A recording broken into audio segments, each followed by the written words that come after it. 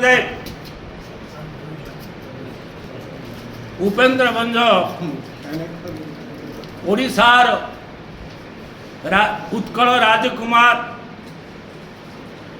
एवं सिंहल राजकुमारी विवाह प्रसंग रे कविता लिखिला बेले लिखिले बोईत्र लागिला जाई सिंहल द्वीपरे। यही कविता माध्यम भारतर नौ वाणिज्य भारतर समृद्धि विषय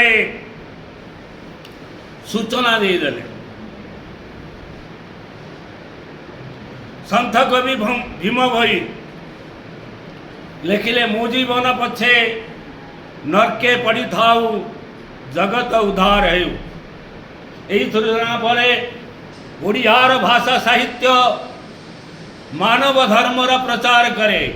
ओडियार भाषा साहित्य व्यक्ति सर्वस्व नुहे स्थान सर्वस्व नुहे, यह विश्व सर्वस्व।